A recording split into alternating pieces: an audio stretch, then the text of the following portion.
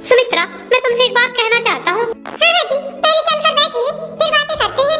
ये लीजिए जी आपकी चाय। सुमित्रा, 3-4 दिनों से सर्दियाँ कितनी बढ़ गई है ना? हाँ जी, आप सही कह रहे हैं। इन सर्दियों में तो घुटने काम ही नहीं करते हैं मेरे सुबह सुबह। 3-4 दिनों से कमर में भी बहुत दर्द बना रहता है मेरे। आपको चाय अच्छी लगी ना? हाँ भाई, गुड़ की चाय है, बहुत स्वादिष्ट लग रही है आज की चाय तो। हाँ जी, गुड़ की चाय की तो बात ही अलग रहती है। क्या बात है, हमारी बहुएं नहीं उठी है क्या? ठीक है ना जी, सोने दीजिए। क्या करेंगे सुबह से उठकर? दो बहुएं हैं, उनके रहते हमें चिंता करने की जरूरत ही नहीं है। आप कुछ कह रहे थे जी मुझसे? हाँ सुमित्रा, अब मैं चाहता हूँ कि दोनों बेटों का बंटवारा कर दूं। अरे राम जी पिताजी, आपने सोचा नहीं इस बात को बोलने के पहले? हाँ सुमित्रा, हम सच कह रहे हैं और कुछ सोच समझ कर ही फैसला किया है हमने। देखो सुमित्रा, हमारी जॉब थी तब तक ठीक है, रिटायरमेंट का पैसा आते रहेगा तब तक भी ठीक है। मान लो हमको कल कुछ हो गया तो तुम किस बेटे के पास रहोगी, ये कोई गारंटी नहीं है। अरे ऐसा बोलने से पहले आप 10 बार सोचा कीजिए जी। आपके जाने के बाद मैं भला जीवित थोड़ी ना रहूंगी। अरे सुमित्रा, जिंदगी और मौत किसने देखा है? अभी तो ऐसा है, रिटायरमेंट का पैसा आ रहा है तो दोनों बहुएं मिलकर सेवा कर रही हैं। देखिए जी, आप खाली पीली रहते हैं ना, तो ये सब फालतू की बातें ना सोचा कीजिए। हमारे दोनों बेटे तो बहुत अच्छे हैं, कोई भी हमारी सेवा करने से क्यों मना करेगा भला?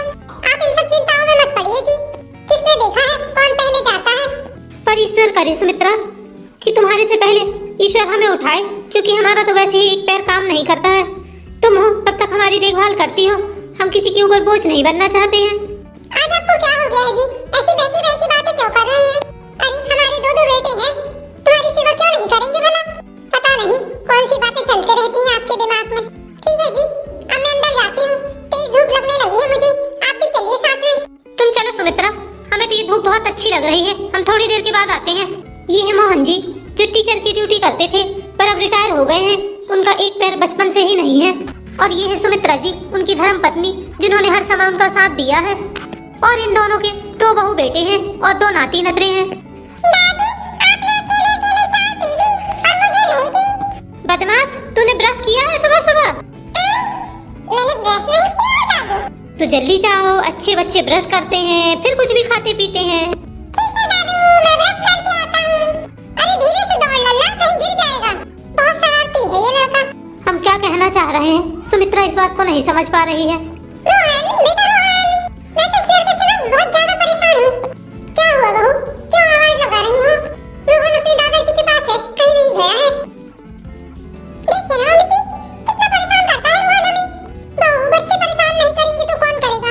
तुम्हें पता है, जब राम छोटा था तो हम दिन भर उसके पीछे भागते थे उसे खाना खिलाने के लिए। लाओ नाश्ता हमें दे दो, हम उसे खिला देते हैं। माँ जी, आप कुछ कर रही हैं क्या? क्यों बहू, रोहन को नाश्ता कराने ले जा रहे थे? तुम्हें कुछ काम है क्या?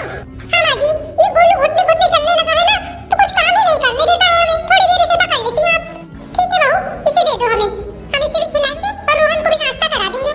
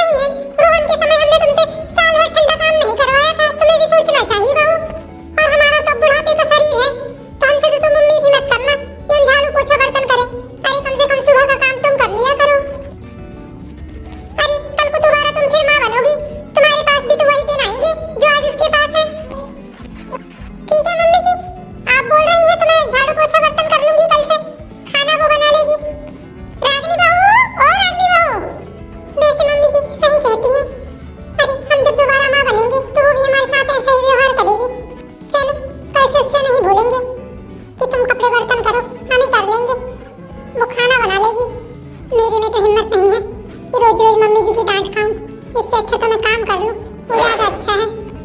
इसकी माँ तो काम कर रही है, अब ये सो गया है तो मैं थोड़ा ढका के सुला देती हूँ इसे। घंटे 2 घंटे सोते रहेगा, फिर उठेगा तो हम मालिश कर देंगे इसकी। अरे कंबल कहाँ रखा है? सुनो जी, गोलू सो रहा है कमरे में, मैं नहाने जा रही हूँ, उसकी आवाज सुनना। दोनों बहुएं काम कर रही हैं। ठीक है सुमित्रा, तुम जल्दी से नहा कर आ जाओ, फिर मेरे लिए पानी रख देना, मैं भी नहाने जाऊंगा। मुझे सीने में इतना दर्द क्यों हो रहा है? क्या हुआ सुमित्रा, कुछ हुआ है क्या तुम्हें? पता नहीं जी, मेरे सीने में बहुत तकलीफ हो रही है, बस ऐसा लगता है प्राण पखेरु उड़ जाएंगे। बेटा राम, ओ बेटा श्याम, माँ क्या हुआ आपको, इतनी बेचैन क्यों हो आप? माँ माँ उठिए, डॉक्टर के पास चलिए। माँ माँ, सुमित्रा सुमित्रा, बोलती क्यों नहीं तुम? पिताजी, लगता है माँ अब इस दुनिया में नहीं रही। सुमित्रा उठो, उठो सुमित्रा।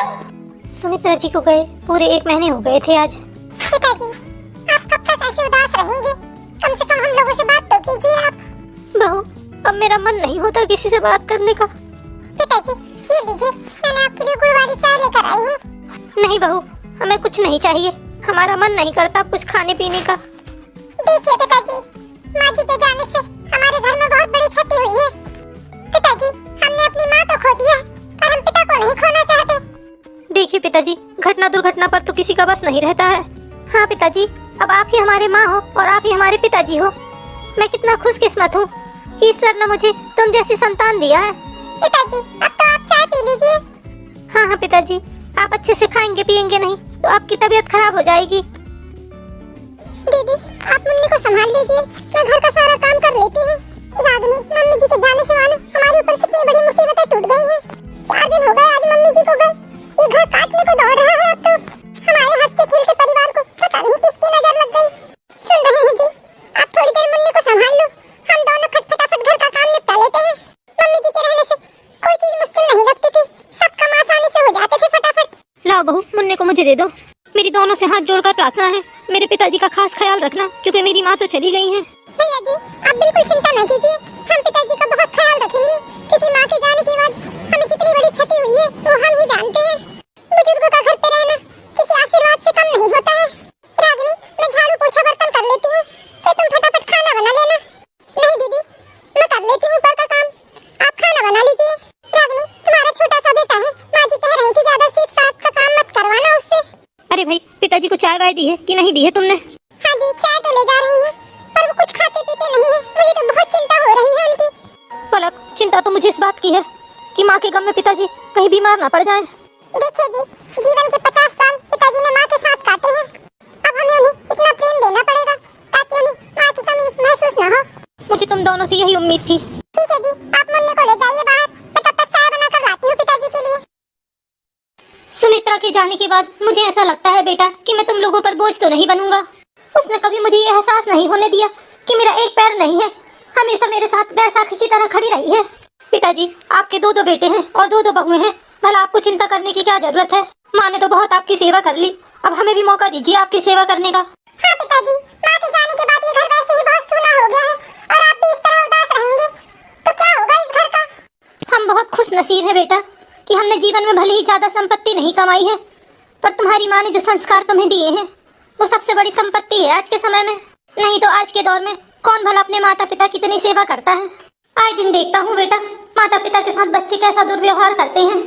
पिताजी, जैसे माता पिता के लिए औलाद सबसे बड़ी संपत्ति रहती है, वैसे ही आप हमारे लिए हैं। बेटा, तुम्हारे ऐसे विचार सुनकर अब तो मैं 25 साल और जीऊंगा। पिताजी, फिर तो आप चाय पियेंगे? मैं थोड़ी देर में आपके लिए नाश्ता बना कर लाती हूँ। हाँ हाँ बहू, लाओ, गुड़ वाली है ना? अदरक डाला है कि नहीं डाला है? हाँ पिताजी, लाई हूँ अदरक डालकर, क्योंकि जब मम्मी जी चाय बनाती थी ना उठती थी, तब मैं उनके पास खड़े होकर देखती थी।